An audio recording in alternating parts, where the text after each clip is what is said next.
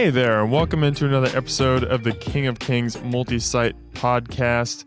With King of Kings expanding to multiple campuses, we want to use this podcast to explain the how, why, what, and any other questions surrounding Multisite. My name is Dan Hoppin. I'm the Director of Small Groups here at King of Kings, and to help us break down Multisite, I have my awesome co-host, Julie Eesley. She is the Executive Director at King of Kings here with me today.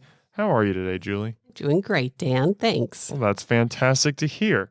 So, in case you are listening to this podcast and have no idea what we're talking about, King of Kings plans to open a second campus in Northwest Omaha in 2023, followed by a third campus in Gretna in 2024. This is all part of a big plan to have 10 campuses planted in the next 20 years. And today, we are going to focus on growth and address any concerns that new campuses will divide the church. So I think to get us in the right mindset, we need to revisit the Great Commission in John 28, when Jesus says, "Therefore go and make disciples of all nations, baptizing them in the name of the Father and the Son and of the Holy Spirit, and teaching them to obey everything I have commanded you." Jesus didn't say hide behind your church walls. He called us to be bold, to go to all nations. So we're not going to be opening any churches or any campuses across the globe anytime soon, but that is the idea behind adding additional campuses, correct? Yeah, absolutely. So what we really want to do is we want to reach into new neighborhoods with the gospel. You know, stats say that most people will drive about 3.5 miles from their home to a church. So our I Street campus here is pretty exceptional, right? This location isn't a neighborhood church per se. We're located right on the highway, and we have people who come from really long distances, hop on the expressway and get over here. So this is kind of an exceptional location, but really statistics show that it's much easier to invite your neighborhood or invite your neighbor if the church is in your neighborhood, actually, right?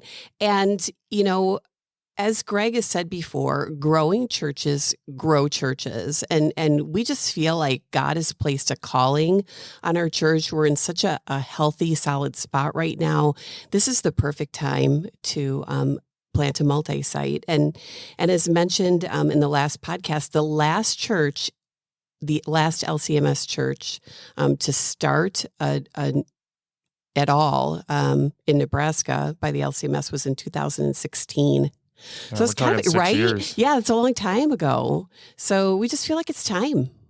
So as leadership at King Kings recognize it's time, what was it about the Northwest Omaha portion of the city that really kind of drew our interest and said that's where we want our first campus addition to be? Yeah. So let's first talk about what we mean by Northwest Omaha, because it's like, well, what do you mean by that? So we're talking about kind of the section of land that's west of 680, south of Fort, north of Blondo, and east of I-80. So the kind of that section there. And as we kind of did some research, we found that there's no church like King of Kings in that area, both Lutheran and also kind of highly modern in our worship. In fact, one pastor who did some research on churches in Omaha called this Northwest Corridor the desert of churches. There's really not that many churches out there.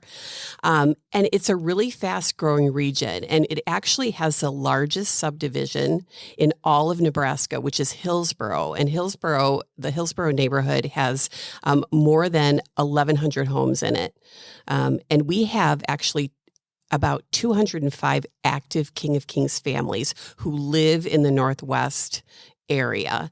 And so when we think about, creating an invitational culture, we want our people to invite their neighbors. It makes sense to go to a place where a lot of King of Kings people are already. Yeah, I think that's really smart. You talked about that 3.5 mile radius that people are willing to go for church. I mean, if you've got your neighbors saying, I've got a church for you that I can vouch for that is easily within that 3.5 miles, the chances that they're going to give that church a shot go up exponentially. Yep. I love that. So I really want to address an issue that I think could cause some heartburn for some people, is that won't opening additional campuses and having people who maybe used to attend I Street campus, maybe now they're they'll attend the Northwest Omaha campus or even future Gretna campuses, things like that. Won't that divide the church? How do we stay connected as an overall church family when we might be in different physical locations? Right. So I was thinking about this. It's sort of like a parent when they have one child and they're wondering if a second child is going to divide their love.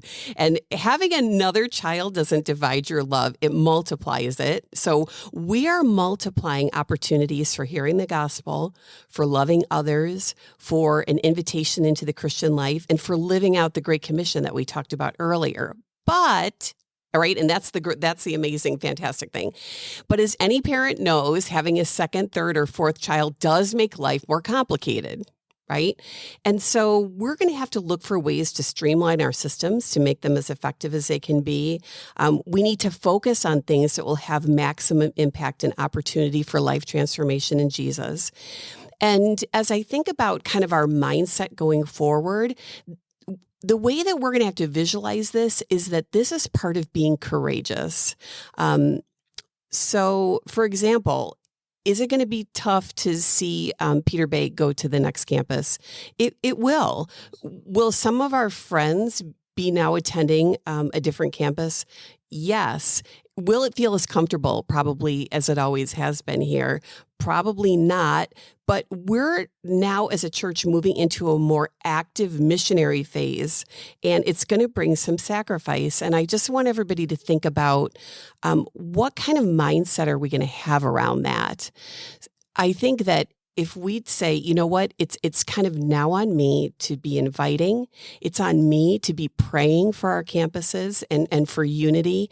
It's important for me to be as positive as I can be about changes because we know it's about reaching more people.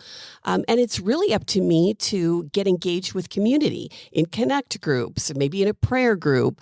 Those are things that are going to kind of unite us instead of divide us. Mm-hmm. And I think that's something that Greg has really hammered home throughout this whole process is just finding ways to get engaged in community, whether that's joining a serving team, whether that is joining a connect group, maybe, it's just being more intentional about finding ways to connect yourself with other people. So even if maybe the people that you're used to seeing at church every Sunday are in a different physical location, there's still plenty of awesome people here. It's not like just because your friends maybe went to Northwest Omaha campus that there's no one left at King of Kings. There's all kinds of great people here. Yeah, I think it just requires some intentionality. This is going to be a season for us to be intentional around our thinking and around taking proactive next steps and things that we can do to grow community wherever we go. Mm-hmm. Now, more campuses means a larger geographic footprint, additional worship space, and more chances for guests to visit a church building. And the proof is actually in the pudding. There are stats that show that 85% of multi-site churches report growth since launching a new campus. So how does the Northwest campus and in 2024, the Gretna campus, position King of Kings to reach parts of the city that it simply can't in the Ice Street location? Right. So as we just talked about a little bit ago, people, probably have a certain amount of distance that they're willing to travel. Research has shown it's like 3.5 miles. So again, this is all about location. Where are people? How do we break down barriers for people going to church and kind of overcome their objections? And having a church in a neighborhood that's close to you really does that. Mm-hmm. Now, there is a lot that goes into adding new campuses, especially when it comes to ensuring that the entire church body remains connected. And this is something that we've never done before. Like you said, we're being courageous. We're stepping out in faith. We don't know what it looks like to open a new campus yet, but we've brought on some people who have done that previously, and they've helped other churches. They know best practices. We had a consulting team come in, and they've been actively working with us to try and help us take those first steps to ensure that our future campuses are going to be successful. Julie, who did we bring in and what did they present to us? Right. So we actually brought in help from both from two groups, one group called the Elevate Group and then a company called Ministry Solutions. And the consultants at Elevate really helped me. I'm the point person sort of for this whole multi-site project. They're helping me think through kind of all of our church systems and hiring as we prepare to scale. So like I said before, when you add campuses, just like adding kids to your family, it just kind of exponentially makes everything more complicated. So how are we going to go about all of our systems, all of our programming, all of our hiring to make the most sense and to make things here at King of Kings still clear and cohesive and understandable and a great experience for everyone. And then we also met with a group called Leadership Solutions, and they're helping more on the building side of things. So site acquisition, renovations of properties. They have a huge amount of experience in both the public and private sector with these kinds of projects. So we've kind of got like the inside of the church stuff and then the outside building part and site acquisition side of things. So we're getting help in both of those areas. What were maybe some of the most insightful or eye-opening or just important things that you think that we as a church learned from those consultants? So I think, first of all, let's just talk a little bit about our Northwest site. Our Northwest site is going to open in a year. The building will open in a year, but we need to start the church now. We need to start planting seeds now. And what we learned from the consultants is that there's kind of two different ways to approach this. And it sounds a little aggressive, but just bear with me. So they talked about a ground attack and an air attack. A ground attack is when you kind of go into the neighborhood and say, what are needs that we can meet? Who are the people that we can meet ahead of time to let them know we're here? Is there a school that we could connect with, like we've done here with Disney Elementary, and just say, hey, how can our church be a blessing to you? Letting people know that we're for them and for the community, right? So that's kind of the whole boots on the ground. Peter's going to be doing a lot of that work, meeting with people, meeting with organizations.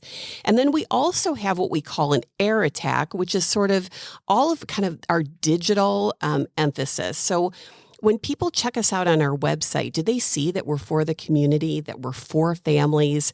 Do they see that reflected in our social media? So we want what we're doing ahead of time in the area to be also reflected when people check us out online, which is a huge part of what people do when they decide, whether they want to attend a church or not. They check out the website, they look at their social media. So that's kind of one portion, right? So we're opening a building next October, but we're starting a church now.